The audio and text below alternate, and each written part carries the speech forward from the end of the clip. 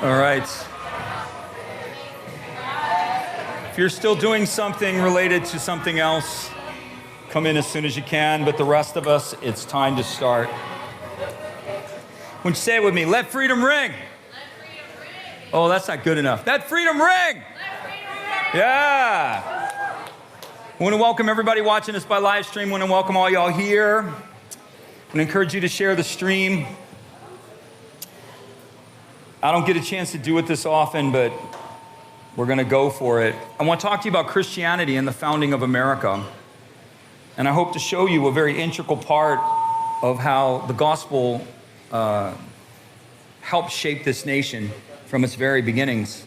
I also want to paint for you a social picture that is not a social picture that is being painted in modern times. I want to bring you some truths, all right? So everybody say, buckle up. Oh, this is a participation church. You guys should know that. Buckle up. That's right. That's right. No sleeping here. No frozen chosen. We are the awake and the alive people of God. So I'm going to give you a little bit of a history, and I want to illuminate some things to you. So those of you that aren't familiar with this, you're like, duh, dude, I got this in U.S. government. Well, all right, that's cool. But just maybe you'll learn something here that you didn't know. So, but for the rest of the people, it's important that we know a little bit about our country. It's important. Anybody agree with that? Anybody agree? Anybody at home agree with that? Yeah, exactly. In 1620, pilgrims came to the New World. They signed something. There's things that happened maybe before that, but these are the high marks of how this country came into formation and where Jesus in this gospel and the churches was related to this country and why it's important in the modern age, in modern time. And the pilgrims arrived in the New World in 1620, and they signed something called the Mayflower Compact. And this was a document in which they agreed that they themselves would be self-governing, that they weren't going to look to the mother country, they weren't going to look to the homeland to govern them, that they were going to be a self-governing people. So you almost see from the very beginning that this country was determined to become autonomous and self-governing. When they signed the Mayflower Compact, they stated the existence of the colony. They had a mission statement. They had a purpose statement. Their purpose was that this colony exists for the glory of God and for the advancement of the Christian faith. So from the very beginning of the inceptions of this country, it was about building something and making something that worked for Jesus. Just a fact. 1660, England comes in and formally organizes rulership over the colonies. Up until that time, the colonies were kind of just hodgepodges and just sort of trading centers and stuff for England. But now England began to establish a home office that oversaw the colonies in the New World. And so they brought with them a system of British government. They brought with them a system of rule, and they began to lay down rules. This is how England actually began to control the American colonies. In 1740, everybody say, Great Revival. Anybody ever heard of the Great Awakening? Have you ever heard that term before? Yes. This revival went on for over 20 years.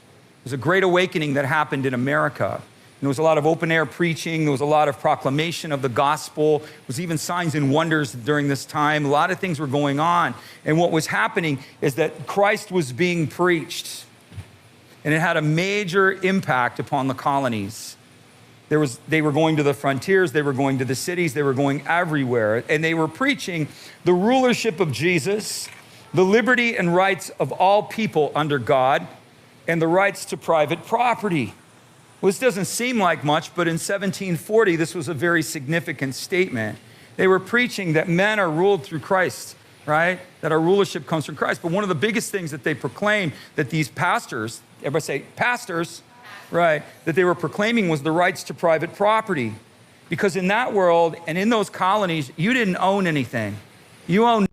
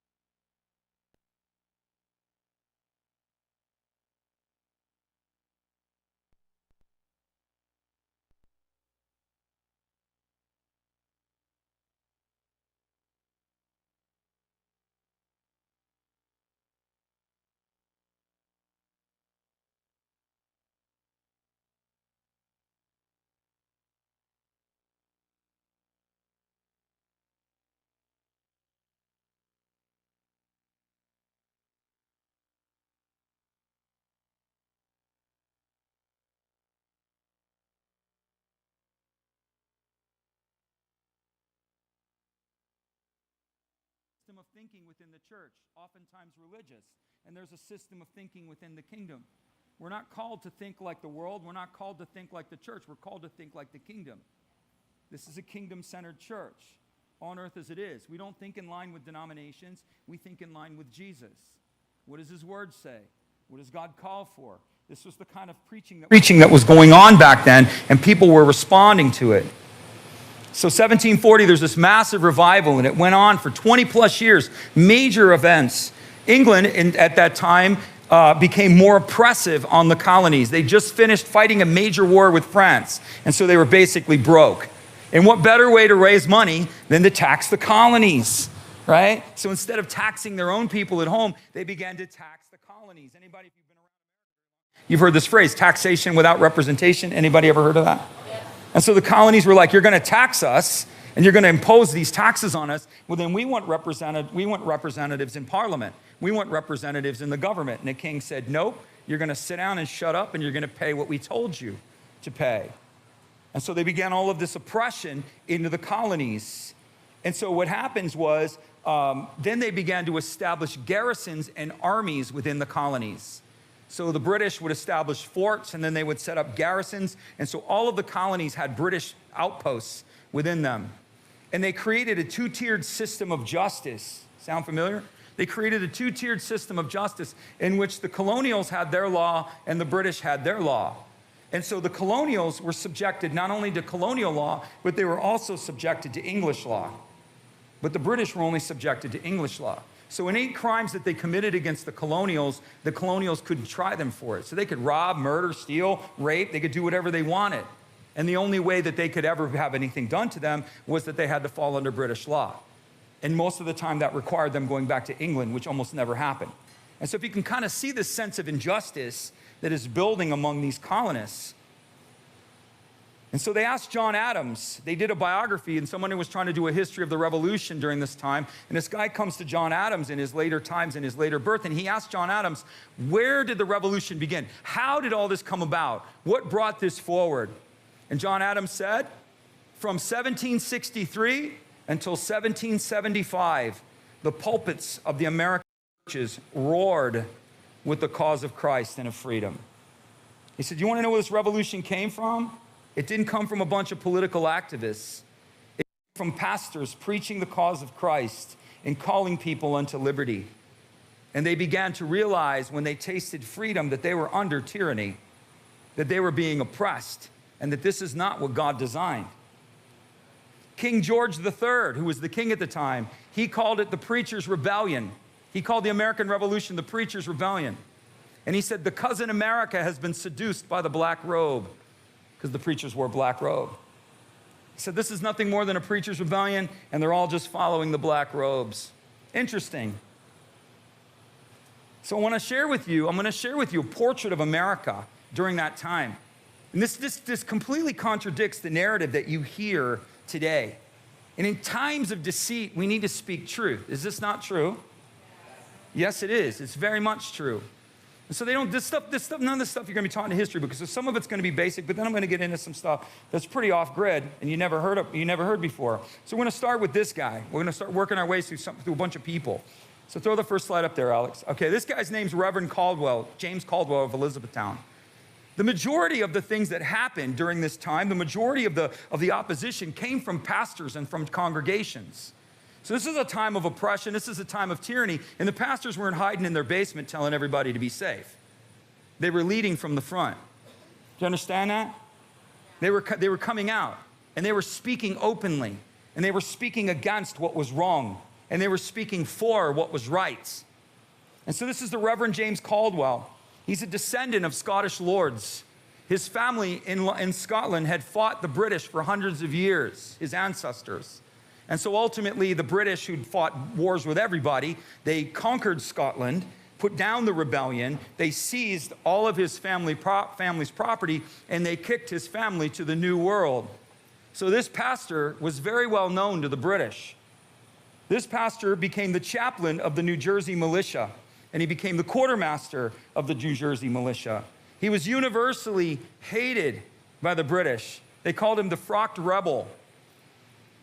While he was off serving with the militia, They were hunting him down. They found where his family was. The British soldiers entered his family's house and shot his wife in the head in the front in the presence of her small children. Nice, right? So this is what they did. He went home to bury her. So this guy goes home and he's going to bury his wife. The British just assassinated his wife, right? And so he goes home, he buries his wife at great risk. He had to go back where he was from. So he had to go back to Elizabethtown in New Jersey. He goes back there, buries his wife. Then he goes to the church that he was pastoring and he takes all the hymnals and he brings the hymnals to the soldiers and he says, tear the pages out of it and use the wadding for the muskets. And so they started firing bullets with hymns behind them, if you can get that one, right? They ultimately assassinate this guy. They pay a colonial to approach him. The British pay a colonial to approach him. And when the colonial approaches him, they assassinate him. But pastors play it safe, right? Right? Safe for the whole family. Complicit. Roll over, right? That wasn't the way, this was not the times in which they lived. They understood and they led from the front. I'll give you another one. Reverend John Mulberg. This guy's a Lutheran pastor from Virginia. He raised a colonial militia of 300 men out of his own church. Oh, I didn't forget to tell you, the first guy preached with pistols from the pulpit. He would preach with 2 pistols in his pants. Yeah? Pistols in the pulpit. What do you think they thought about gun control? Do you know why? Because he had experienced tyranny before. He was in a town that was being suppressed by the British. And he had watched, or at least heard stories of what the British did to them and how they treated his family. Nonetheless, even after he left the pulpit, he saw what he saw for himself. They put a bullet in his wife's head. Reverend John Mulberg, this guy, he raised a militia of 300 men from his own church. He fought with Washington and was field promoted, pastor. His last sermon before he joined the militia was on Ecclesiastes. And he said, there's a time for peace and a time for war. And he said, the time for war has come. And he took off his black robe and he had a colonial officer's uniform underneath it. And he raised 300 men from his own church that went and joined. They formed the 2nd Virginia Militia. And they fought with Washington. This guy's one of my favorites. I love this dude. Pastor Jonas Clark. I love that hair, man. He's like, yeah. So what's happening now is the British, all of this stuff is stirring, and the British are in Massachusetts, because Massachusetts was always ready for a fight back in those days.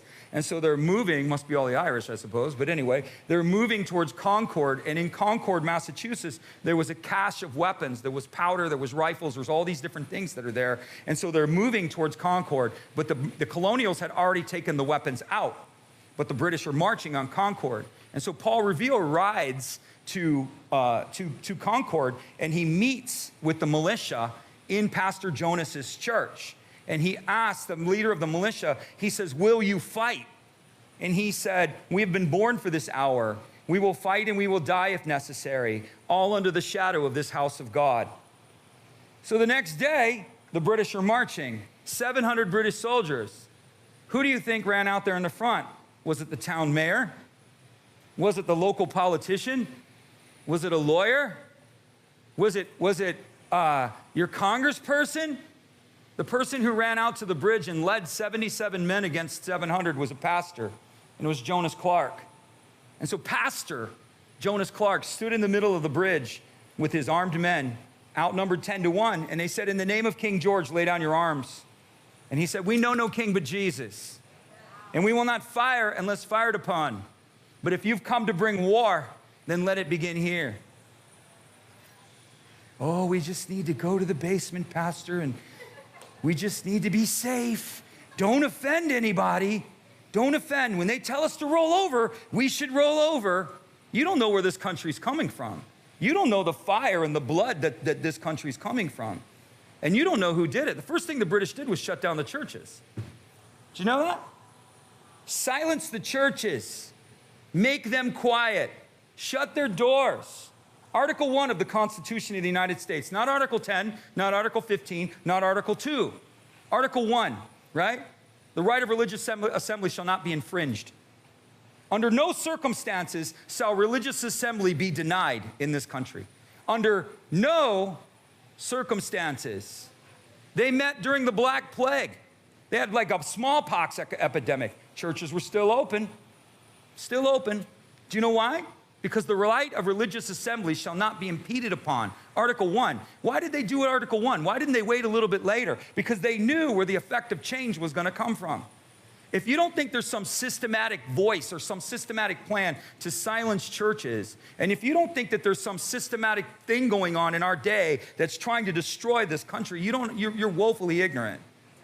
Woefully ignorant. Shut the churches up. Good God, California couldn't open their doors till maybe not even 4 months ago, 5 months ago. I think Canada's still on lockdown. Australia, New Zealand, give me a break. Anybody ever heard of Wentworth Cheswell? Anybody heard of this guy? Throw this guy up here. Huh? Do you know who he was? So here's the narrative. Here's the narrative in the country. This is what they're trying to impose upon our country. They want to do something called critical race theory. The premise of critical race theory says that America was founded upon slavery and exists for the preservation of slavery. Well, let's just take a look at that, right? Wentworth Chesworth was a deacon and a disciple of a pastor whose name, he was a deacon in his local church. He was a disciple of Jeremy Belknap. Everybody say it with me. Free black man. Free black man. Owned 20 acres. So here you have a free black man owning 20 acres in the United States. Okay? 1776, and there's way more than that. 1776, he joined the Light Horse Brigade of the American Revolution. He became a member of colonial intelligence. He was a midnight rider. He was one of Paul Revere's midnight rider. Has anybody ever told you that a black man rode with Paul Revere? No one's ever told you that. And do you know why? Because it doesn't fit the narrative. It doesn't fit the divisiveness that's always trying to be sown. Black man rode with Paul Revere. Crazy, right? He rode the same routes that Paul Revere, carrying messages back and forth between the colonial lines. Back and forth. Risked his life constantly risking his life. No one ever tells you that because it doesn't fit the narrative. Reverend Lemuel Hayes, throw this one up there. Everybody say it with me. Pastor. Right? Everybody say this. Free black man. Free black man. That's right. Joined the Continental Army, fought at Ticonderoga. After the war, he returned to his church. And from his church, he began to speak openly and passionately against the southern states who refused to free the slaves.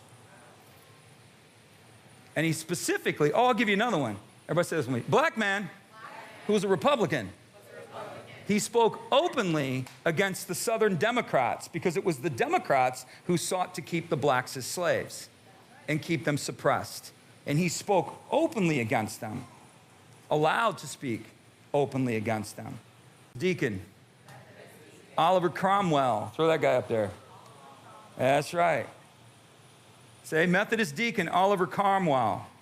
Served with George Washington. George Washington personally signed his discharge papers, presented him with a minted badge of military merit, and cited Cromwell for his military discipline, superior personal conduct, dedication, and sacrifice to the colonial cause. He is known to be that he was one of George Washington's, what they consider George Washington's lifeguard. He was considered a close associate of George Washington and considered what George Washington would call his lifeguard. Washington guaranteed him a pension of $35,000 a year. When he got out and he wanted a colonial pension, they were getting less than that. And Washington said, no, this dude gets more. And so he got him in today's money of $35,000 a year. This man used that money, everybody say, purchase land, right? Landowner, again, right? Landowner, he purchased 100 acres and he raised 15 children. Has anybody ever told you that? Of course not. Doesn't fit the narrative. Say it with me. But wait, there's a Cuban connection. There is. That's right. I know where I live. I know where I'm at. So this guy's name's Bernardo de Galvez. He is the Spanish mayor or Spanish governor of Louisiana. So if you understand the country at that time, it was nothing more than colonies and territories. And different nations owned different parts of this country. England owned the seaboard, France owned parts, Spain owned parts, and all these different things are going on. So this guy at the time is the Spanish governor of the state of, or not, it's not the state, of the territory of Louisiana. The colonials approach him and say, will you help us? We need help. And he says, I will do it. I alone will do it. And I will do it for the glory of God in the cause of liberty. The thing that you're going to see consistently is all these people were Christians. Every single one of them. They were not secularists. They were not intellectuals. They might have been intellectuals, but they were all Christians. All of them. And so this guy pledges loyalty to the American cause. And the British had blockaded the seaboard. British had blockaded the eastern seaboard so they couldn't get any shipments in. And so Bernardo sails from New Orleans over to Havana, because the Spanish had a fort in Havana, and he went to the fort at Havana, and he did this multiple times, loaded his ship with guns and powder, and then sailed back up the Mississippi and delivered weapons to the American cause. That's what he did. But wait, there's more. At the end of the war, so the British have been beaten back finally, years into this, and they're at Yorktown, and their general is Cornwallis, and Washington has them surrounded. By now the French are involved, so they're blocking them at sea, and so Washington has the British army enclosed. The British general asks for the Southern command, the British Southern Army, to come north and help him. The British Southern Army starts to move north, and Bernardo attacks the fort at Pensacola in Florida, which was considered a huge deal. And so he attacks the fort in Pensacola. The Southern Army now has to turn around and go back and defend that fort, leaving the British general isolated and enabling Washington to capture the British Northern Army. Pretty important, huh? Washington says his contributions to the colonial cause are just beyond mention. This guy helped us in so many ways. It's beyond mention. He was allowed to sign and help frame the Treaty of Paris. So the Treaty of Paris is what initiated the formal surrender of the British colonies. And so this guy was part of that. And so in an age of ignorance, we need to speak truth. We need to understand. So let me give you a little bit more. In 1783, the war ends. So the war ends in 1783. Everybody say 1784. Our Constitution is ratified. Right? So now the war's over, and now we put a Constitution together. So 1784, the Constitution is ratified. In 1789, 5 years after the Constitution is ratified, slavery is abolished in all of the New England colonies except 2. So within 5 years of the signing of the Constitution, all of the New England colonies except New York and New Jersey abolished slavery. But you see, the narrative that is being taught today is that America was founded upon slavery and works to propagate slavery. So I'm going to say this. I'll say that. There are injustices.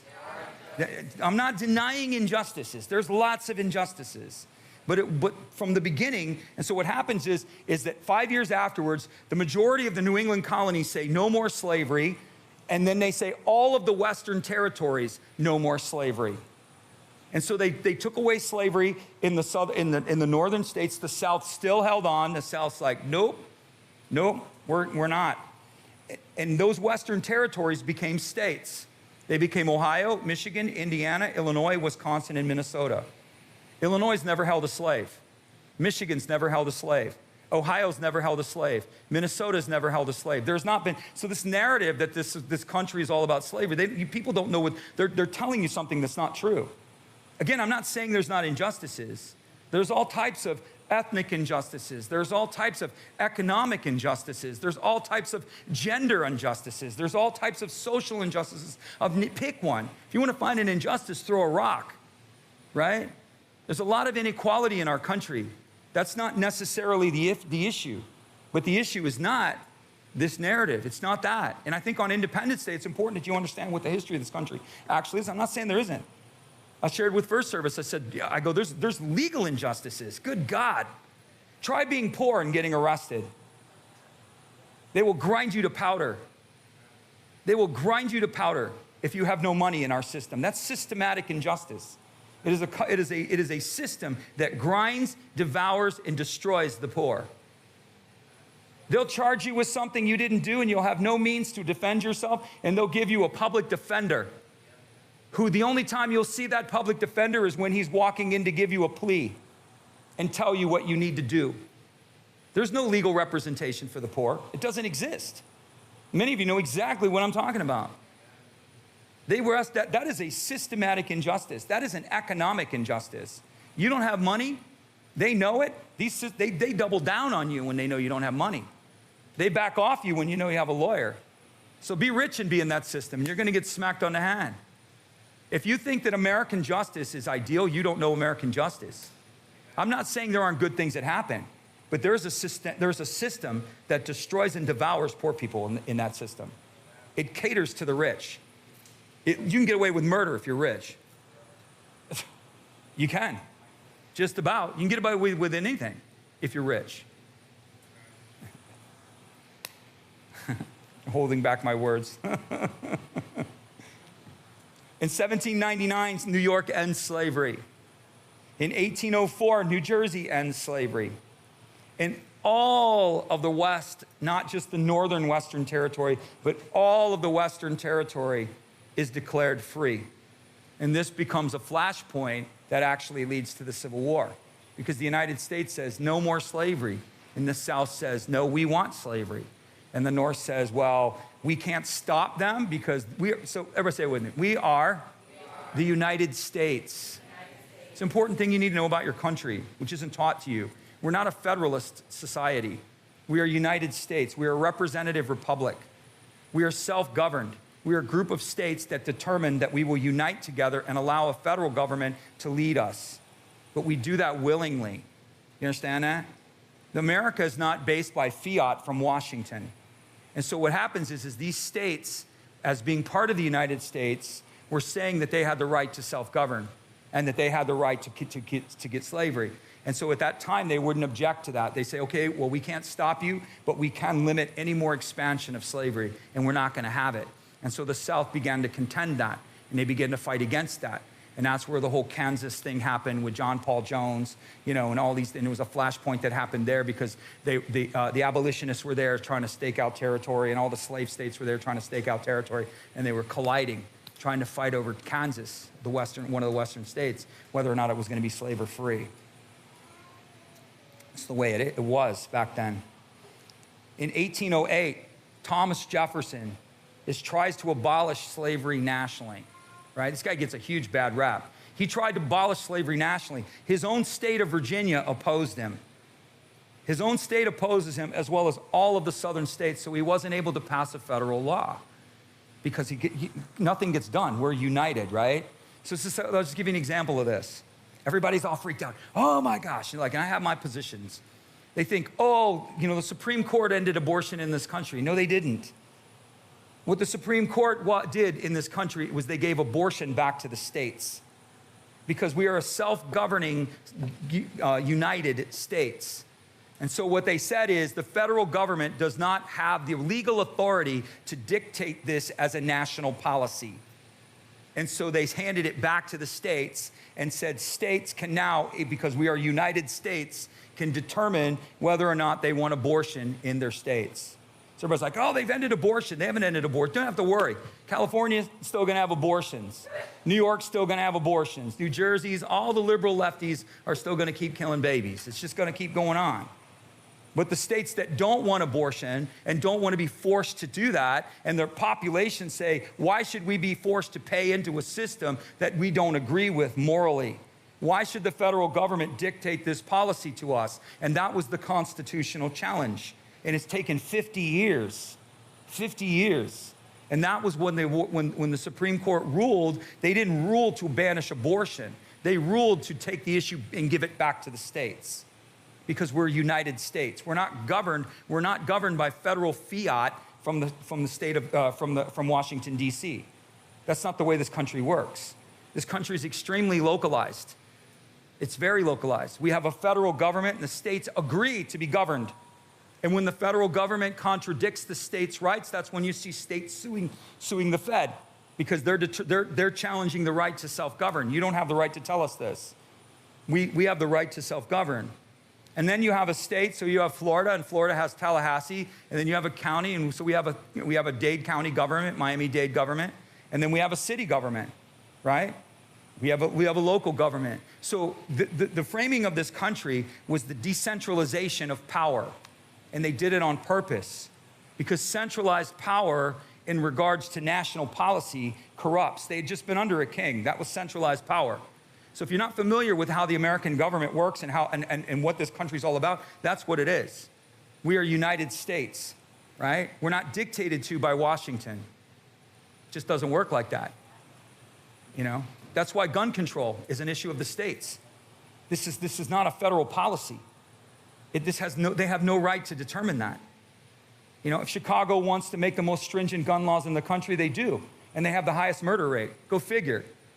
How is it that Chicago and New York have the worst gun laws in the nation? They have extremely strict gun laws. You get caught with a loaded gun in New York, you go to jail for 2 years. 2 years off the rip for having it on you. Most stringent gun laws. You discharge it, it's 5. Yeah? But they have the highest murder rates and the highest crime rates. Could it be that there's a deeper problem here than not just that? Just a thought. Something for you to consider as we listen to all of the noise and the narratives that go on in our culture. And we watch fearless churches and fearful pastors wane and weaken and let the government roll over them. The right of religious assembly shall not be infringed. Shall not be. That was one of the things I was saying when they were making everything code down. You don't have legal authority to do that. You don't have any authority. You don't have the authority to close churches. They didn't.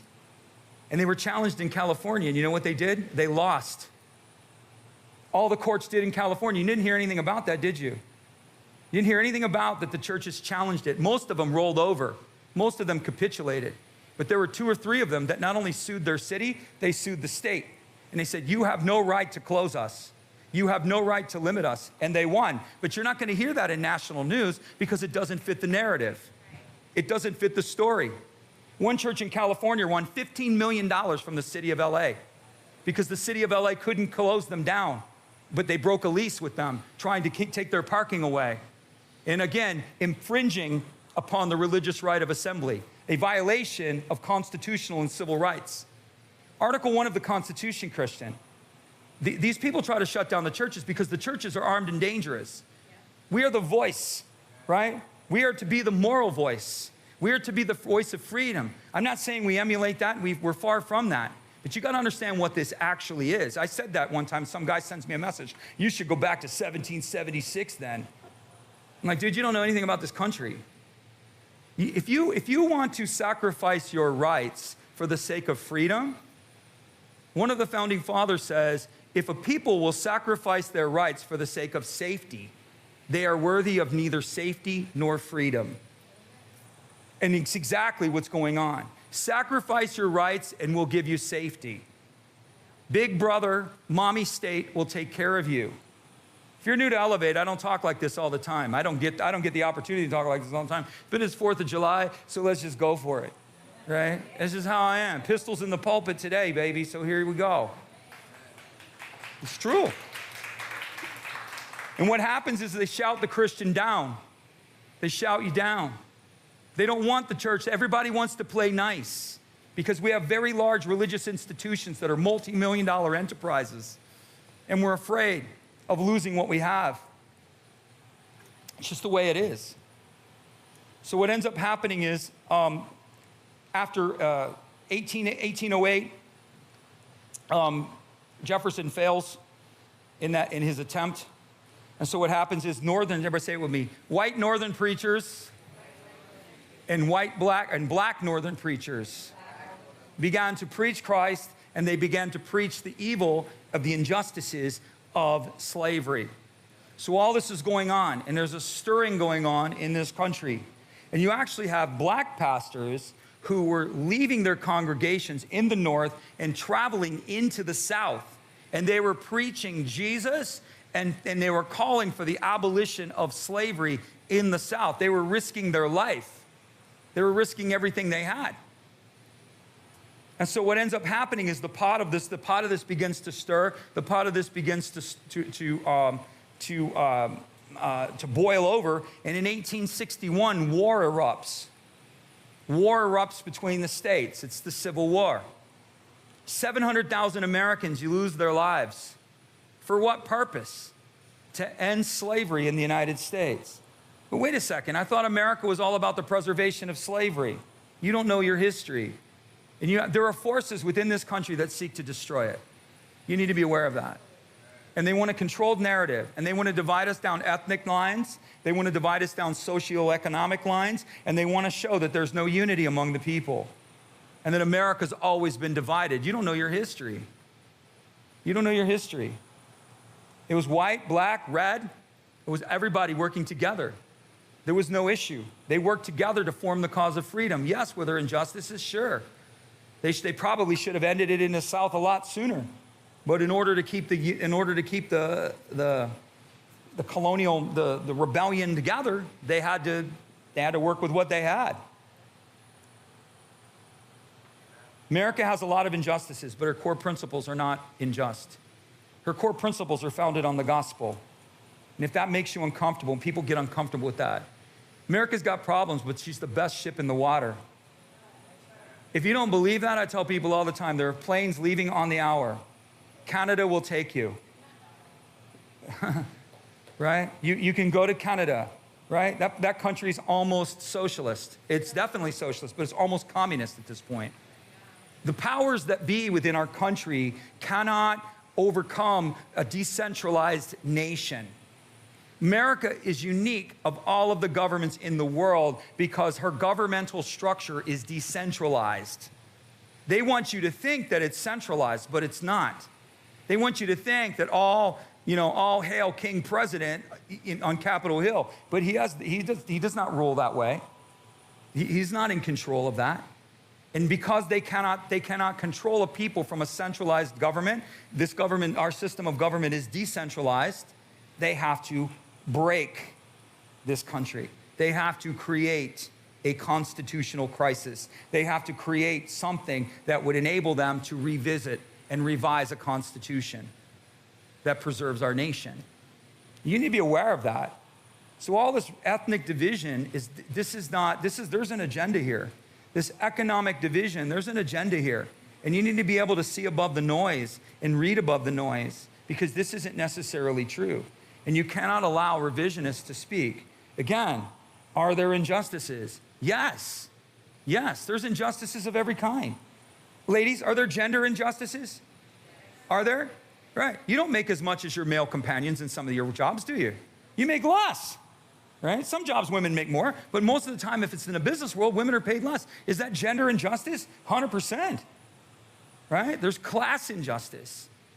There's all kinds of injustices in this country. None of them are justified. None of them.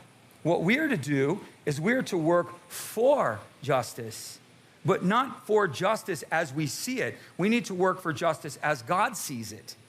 Right? These people didn't create this nation. This nation wasn't created out of risk and loss. And you all and myself, we are the beneficiaries of people who risked, who put their literal lives on the line and had their wives shot dead in front of their children. Right? Not one of the founding fathers, almost every single one of them lost their fortunes. All of them were elite businessmen. And the majority of them, their fortunes were tied to England. And so for them to revolt against England meant they lost everything. And do you know why?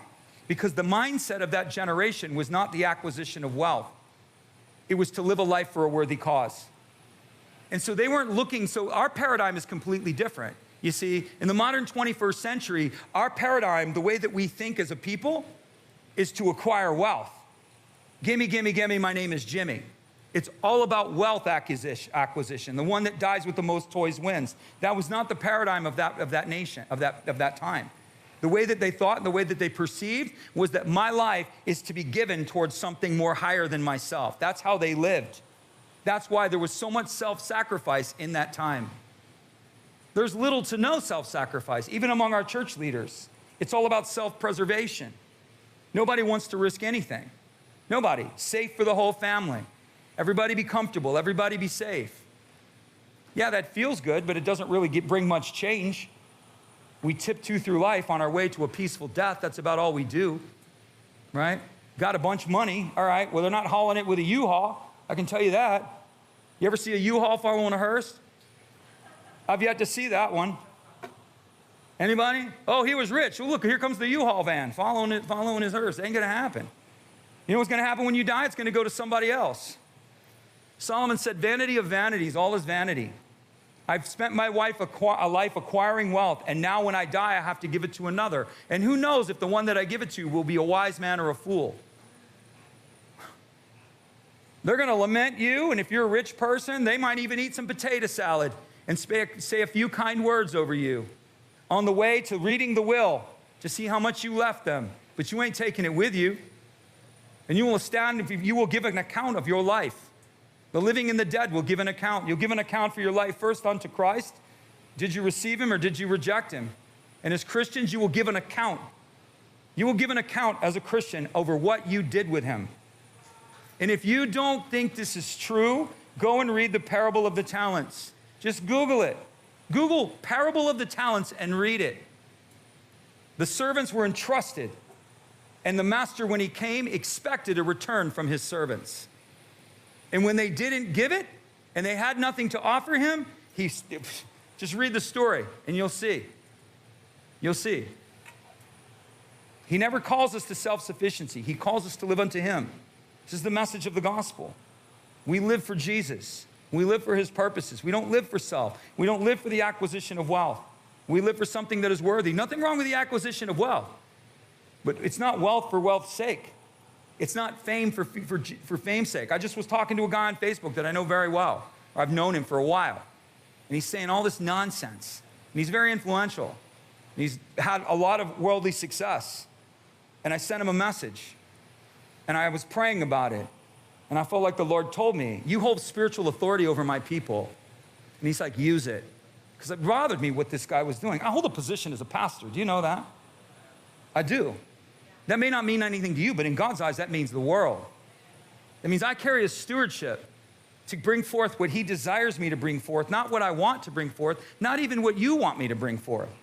The Bible rebukes churches for bringing forth what their itching ears want to hear. Read Timothy. In the last days, men will be lovers of themselves. They will deny power. They will profess godliness, but deny power. They will heap up. They'll make a pile of teachers. All of their teachers will be this big, massive people who will teach them only what they want to hear. Wow. Does that sound familiar at all? Yes. He says that's not a good thing.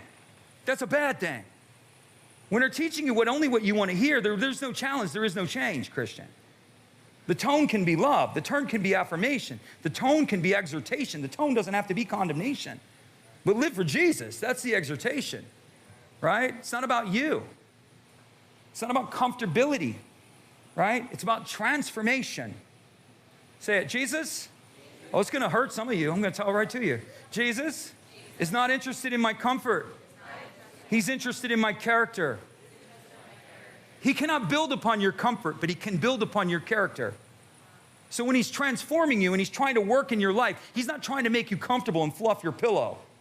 He's trying to transform your character because character becomes a foundation that he can build on. He cannot build it without character. And this is what God is doing in the lives of his people. But you wouldn't know that by the modern church because that's not what we teach. You know? Are you comfortable? Is the air too cold? Was the sermon too long? Was the worship just right for you? Was it too loud? How can we fluff your pillow? Can we put your feet up for you? Right? Would you like a goodie bag on your gumball and a pinwheel as you go out the door? Yeah. Culturally relevant, but kingdom irrelevant. We're called to be kingdom relevant. Kingdom relevant can become culturally relevant. You understand that? But we're not to trade them. We're not to say, let's sacrifice kingdom relevancy for cultural relevancy, which is what they do. They just throw it out. Don't talk about sin. Don't talk about anything unjust. Don't make anybody uncomfortable. Don't make anybody uncomfortable at all. Don't talk about social issues. Omit certain verses. Don't teach the whole counsel of God. Leave out whole sections of the scripture. Avoid it entirely. Build your message in your church around this only. That's not what God wants.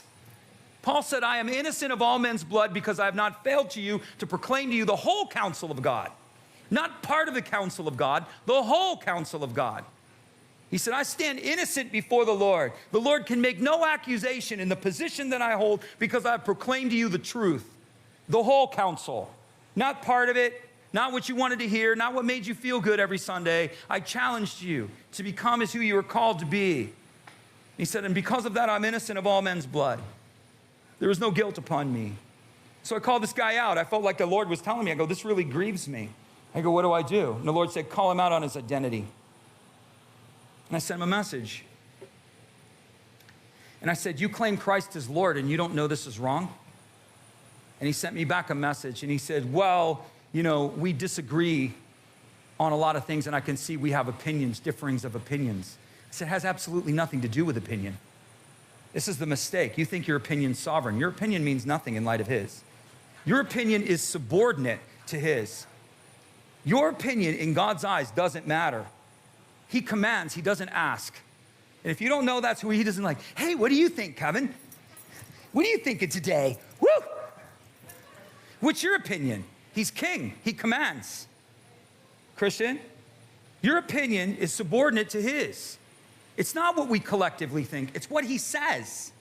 And so this guy responds to me and says, oh, we have differences of opinion. I can see that. I said, it has nothing to do with opinion. I said, this issue goes far beyond opinion. And I said, you claim Christ as Lord. I said, I don't know where you're at in your faith, so I'm not going to address that. I said, but what you carry is a relationship to a legacy that your parents who faithfully served Jesus, this is what's on you.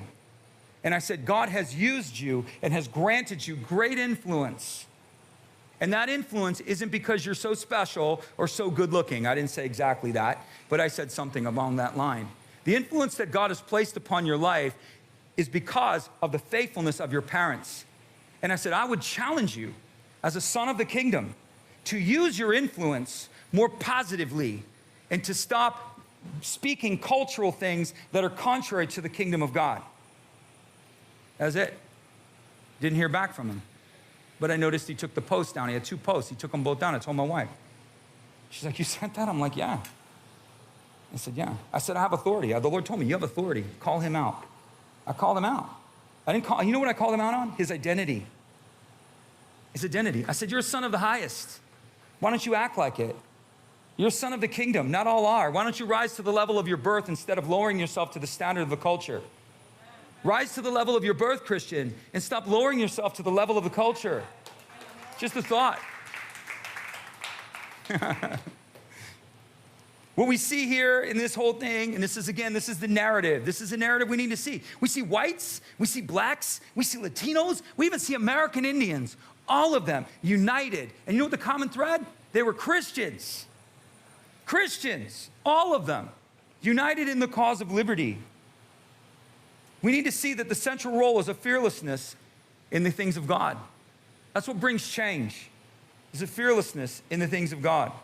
This is what brought things together. So one of the things that we have to do as a people, right, as God's people, say it with me, we're all equal in Christ. Do you know who the equalizer is? Jesus. When you give your life to Christ, you are elevated in status. You become a son on your first day or a daughter on your first day. You're given full rights of inheritance on day one. All of us, before the Lord, have value and worth. He's the great equalizer. There's no division. There's neither Jew nor Greek, slave nor free, red, yellow, black, white, all precious in his sight. What we as God's people need to refuse to do is divide over ethnic stuff. We need to refuse that. We need to stop dividing. We need to work together. We need to work together. We're better together. See, the whole narrative is divide. Is that God's tactic? Is God a God of unity or division? That's right. Who divides? The devil. Exactly. One of the devil's main tactics is division. Separate. Divide and conquer. God's not about division. He's about unity. So anytime there's a narrative that promotes division, it's not of the Lord. Understand that? Just a thought. So we need to work together. We need to be, everybody say, be bold. Be bold. Be fearless. Speak truth from God's perspective. Not your own, from God's perspective. When I came to Jesus, I quickly realized my opinion doesn't matter. I know that's hard, right? In a Montessori generation where we've all been raised to, where our opinion counts for something. In God's economy, when your opinion counts to the Lord, I'm going to tell you, because your opinion does count to the Lord. But your opinion does not count until you've earned it through relationship. Until you earn it through relationship. You're not an earn. I know that's we don't earn anything. Yeah, you do. You earn credibility with Jesus. You earn faithfulness with Jesus. You learn loyalty with Jesus. Your value and worth are already established. Say it. Jesus does not have favorites. He has intimates. Big difference. Big difference. Not all of you are favored, but not all of you are intimate. Huh? The intimacy is when God starts communicating to you. But God's not going to communicate to you and even ask you, hey, what do you think? Until you've learned to sit down and shut up and do what you're told. And again, that's a coarse thing in this generation. That's a coarse thing, right? Job put his hand over his mouth. He said, I speak like a fool, right? I mean, over and over again, we think that we have the right to determine things, and we do not. The Lord does, guys. And so until you can learn to listen and obey, then God begins to engage you. When he can trust you, he'll engage you. When he can trust you, he'll give you more. You understand that? When you've been faithful with little, you will be what? Entrusted with much, right? Given more. That's how it works. And so it's not like God doesn't care about your opinion, but in the beginning, he's not really interested. He doesn't ask you. We're not voting on it. He tells us. And our obedience or our denial of what he says, right, it relates to our lives and affects us on so many different levels. As a Christian, you are not bound to the culture, you are bound to his kingdom. And the sooner you can understand what I'm about to say, the more you're going to benefit. Your life, because you are a Christian, you're in Christ, lives and breathes through his world. And so the more you relate to him, the more you will flourish. The more the kingdom will come. I didn't say you won't have problems, but your power will increase. Your authority will increase. Your ability to overcome. You already have the ability to overcome, but it's very dormant. The ability to overcome becomes stronger as you relate to Jesus. Is anybody here? You guys know with me? You guys? Say it. Pastor Kevin, he's my friend. It's just pistols in the pulpit on this July 3rd Sunday. That's all it is. It's just pistols in the pulpit, guys. That's all it is, right? We speak the truth from God's perspective. We support and stand what is right. This is important. How's the church to be? We cannot be silent. People won't like me. They didn't like Jesus. They crucified him. Jesus didn't get crucified because he was Mr. Rogers. He was a nice guy sprinkling fairy dust on everybody in a dress. That's how we want to portray him. No, he was King and Lord. They crucified Jesus. They won't like you, but you have to you speak the truth in love. There's a cause. Don't be afraid. Listen, man, kingdom suffers violence. A lot of opposition. I'm not saying go out there and blast the world, but if you feel so inclined to stand and to rise up, you should. You should. You should ask the Lord how he wants you to do it, just like I asked him. I'm like, what do you want me to do? He said, call him out on his identity. And I wrote the message, and this is good, and take those words out, put these words in. And so I basically let the Holy Spirit write the message for him, and I sent it to him.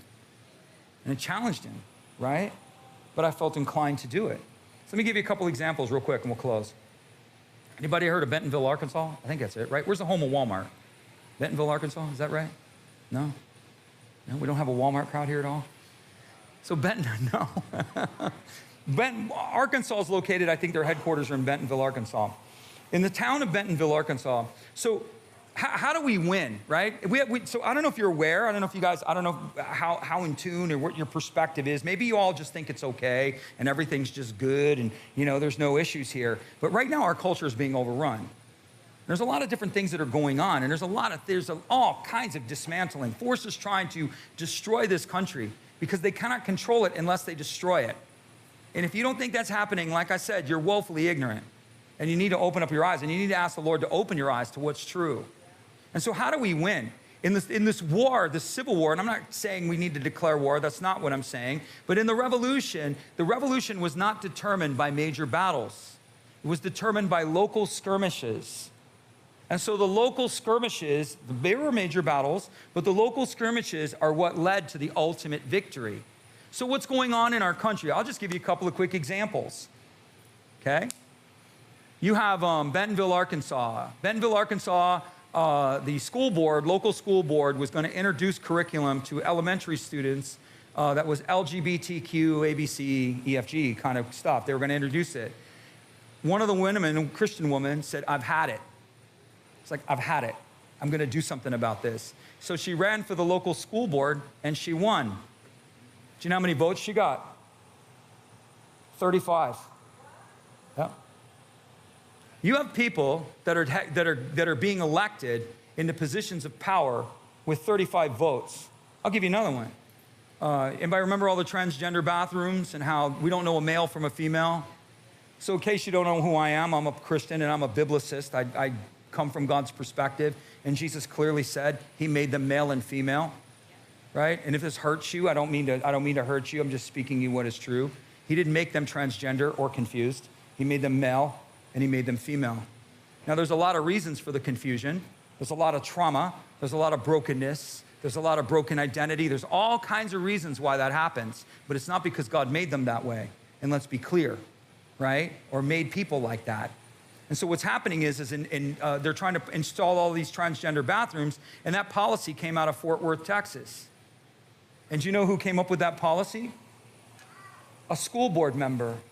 And this school board member said, we need to get rid of all male and female bathrooms, all the bathrooms in not just Texas, but the country. If they take money from the federal government, then every school has to put gender neutral bathrooms in or they lose their funding.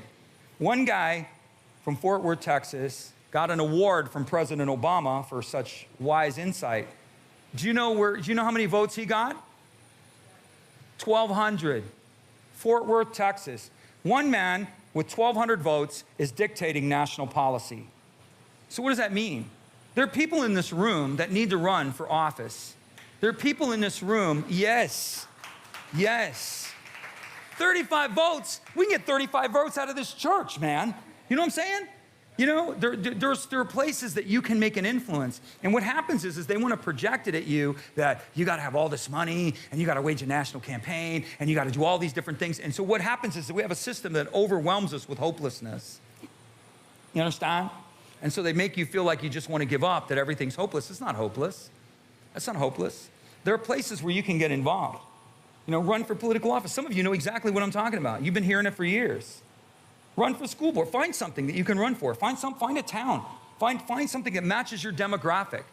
Most local elections, only 6% of the voters show up. Anybody voted in a school board election before? Raise your hand, please. Anyone at all? I cannot ever remember voting in a school board election. Yet the school board is the ones who dictate what your children will learn and what they won't learn. You don't, they do. But none of us in this room have ever voted for such an individual. Why is that? Because only 6% of the electorate shows up. You understand? There are people in this room, you say, I need a PhD in education. Who told you that? Who told you need a PhD? You know what the beauty of America is? Is the beauty of America. If you believe you can do it, right? You can do it. That's the beauty of America. In Germany, I told this first service, in Germany, we were with this girl, she had to go to 3 years for school to become a dry cleaner. After she got out of dry cleaning school, she had to serve as an apprentice for 2 years. So she had to give 5 years of her life in order before she could ever open up a dry cleaner, right? In the United States, you're like, hey, I think I can be a dry cleaner. And you're like, you can. And you're like, I got a little bit of money. I think I'm going to open up a dry cleaner. And guess what? You can open up a dry cleaner. Nobody goes, do you have a 5-year degree? You have 3 years of dry cleaning experience and 2 years of apprenticeship? Do you? We don't care, right? You rise and succeed based upon what you're willing to put into it. It's the same thing. There's no requirements for you to have a law degree. Our country is set up so that we are citizen servants, so that the average citizen can hold any office. Some of you need to do that. You need to pray into that. You need to find a place. I was telling Sherry, she's like, how do you do that? I was like, well, it's not my field, but I'd find out who won. I'd find somewhere where I could make an influence, and I'd find out who won. And I'd look and say, oh, that chick got 300 votes? Pfft, I can get 300 votes. I can unseat that woman. That guy got 200 votes? I can unseat that dude. I can get 200 votes. You know, finding these places, because the platform is what gives them the influence, and God needs people in these positions. You understand? Do you want to say in what your children are taught, or do you really don't care? Do you want to say, are your children products of the state, and the state can tell you what your children will and won't learn? I tell parents all the time, you should be proactive in those schools. You should know exactly what they're teaching and when they're teaching it. They saw me coming. They didn't like me. I could tell you stories of stuff that went on that is so far so bad, I told it to one guy. He's telling me where he's going to send his kid to school. I go, let me tell you what happened to my son over there. I said, this is what he goes, they taught that over there? I said, 100%. I said, I walked into the school and I basically told them, this is wrong. I said, what this guy's doing is borderline pedophilia. And I said, this child porn what this guy's showing. No, hold on now. Hold on. Your children, my children. And the only reason is because I was engaged. I could have stuck my head in the sand and just said, hey, they're teaching them everything good. Do you know what they're teaching? Do you go to the conference and say, I'd like to see the curriculum? You have every right to do that. You have every right to know what your child is being taught. Every right. What are you teaching here? Are they doing gay day at your school? Because that's what they're doing. Do you want your 5-year-old exposed to sexual things? Anybody? Anybody at all? Then you need to get involved because that's what they're doing. I don't think you understand the culture that we're in and the times that we're in, right? And because we have held silent and not stopped up because we want to be nice, was your child worth your niceness? Your son, your daughter, is that worth it? My kids are out of school, so I don't fight that fight anymore. But there are people in this room that need to fight that fight. You need to go in there and say, I'd like to see what your science curriculum looks like. I'd like to see what your biology curriculum looks like. I'd like to know what holidays you're celebrating. I'd like to know, what are you doing for Pride Month? Right? Well, my son will not be coming to school for Pride Month. I would hold my kids home. Yeah. Where are you? Where's your faith, Christian? Are you a cultural Christian? Or are you a kingdom Christian? What are you? This is what I'm asking. You got to determine who you are. If you don't know who you are, you're going to get run over. You want to be a cultural Christian? Go right ahead. The Bible has a word for it. It's called carnal. You're a carnal Christian. And you know what the Bible says? You're good for nothing. It didn't say you weren't saved. Didn't say you weren't loved. Didn't say you weren't going to heaven. But you're useless. Culturally relevant, kingdom irrelevant. Say it with me. Culturally relevant, kingdom irrelevant. Say this. I desire to be kingdom relevant, even if it means I'm culturally irrelevant. Where's your faith? If I'm trying to stir you on 4th of July, you're right. I am. If I'm trying to awaken you on 4th of July about things that are going on within our culture that are direct contradictions, not only of our faith, but of our morality, you're right. You're right, I am. I am.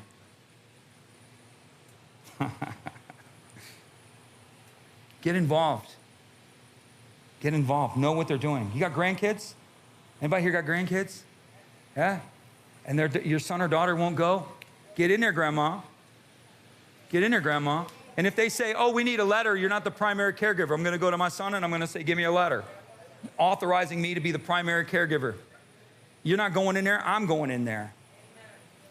I'm not they're not, that's not going to happen. That's not going to happen. You're going to let the enemy run in and run all over you, then that's your choice, but you don't have to. You don't have to. Yeah? When you're silent, that's when it happens. When you do nothing. Now, I'm not telling you to attack anybody. I'm not telling you to verbally assault anybody. I'm not telling you to do that at all, but I am definitely telling you to stand for truth. I guarantee you, they didn't have it when my kids were in school. They had Pride Month at the school. I'd walk right in and I'd tell the principal. I'd sit down in the office and I'd make sure that the administration and I would be very blunt with them. You have no idea how I was. You have no idea. I'd sit right down with them because you don't control my children. You don't dictate to my children. I do. You don't, I do. It's a clear establishment of authoritative lines here of who has the authority, and I got it, and not you. The state doesn't authorize you. So I'd sit down with them and say, what are you celebrating Pride Month here at this school? And they say, yeah, what are you guys planning on doing? Oh, we're going to do a drag queen show. We're going to do, they're doing it. They're doing drag queen shows in elementary schools. I don't know if you're aware of it. They used to bring in clowns. Now they're bringing in drag queens. I don't know if you guys have taken a nap, if you get out much, but this stuff's going on, right? And I'd say, well, my children will not be coming to school this month. Well, your child's going to flunk. I said, no, they won't. I said, I'm going to tell you right now what I am. I'm a Christian. And you will neither penalize my son, nor will you penalize my daughter for not participating in this. They're not part of a social experiment. And if you decide that that's what's going to happen, then you're going to see another side of me that you probably don't want to see. Where's your faith? Where's your faith, Christian? Right? Your children are stewardships given to you by the Lord. You are their primary caregiver and you are their sole protector. If you don't fight for them, that school isn't fighting for them. Those schools will not fight for them. And if you think so, you're woefully crazy. You don't know what you're talking about. My son told me stuff because he knew I would go in there. He told me stuff even when he got out of school. I was like, they did that? They did that? You know, my son's out of school a year and he was telling me this stuff. I'm like, is that teacher still there? Because I'm going to go there. Not going to happen. You're here to teach reading, writing, and arithmetic. You're not here to teach my child's social well-being. You're not here to cause and influence. We can have gay day at church, at schools, but we can't have Jesus Day. I said it before. Have your gay day, but let's have Jesus Day. And let's see who wins. I'm all in. Let's do Jesus Day. I'll bring Jesus. We'll bring Jesus. We'll have a party. We'll blow it up. Bounce house, the whole nine, right? Your God, my God. I'm in, but no, that's not acceptable. Rise up. Rise to the level of your birth. Become who you are. Don't capitulate. Don't be afraid. Don't let this culture dictate to you. Don't let them own your kids. Huh? Don't let them, that's what they want. This whole cultural and social experiment, and again, you need to pull your head out of the sand. They're not after you. They're not after me. Do you know why? Because they ain't winning me over. I'm a lost cause. They're not winning me over, but they're going to try everything in their power to influence my children, which probably over my grandchildren. They're not after you. You know what they want you to do? Stay home, be quiet, we'll take it from here. Don't worry, we got it. We'll take care of your kids for you. You can do that if you want to, or not. But say it with me, let freedom ring. Say this with me, rise to the level of my birth. Right? And let's say this, we've got a prayer team and I'm going to close right here. I'm going to close very dramatically with the words of Abraham Lincoln.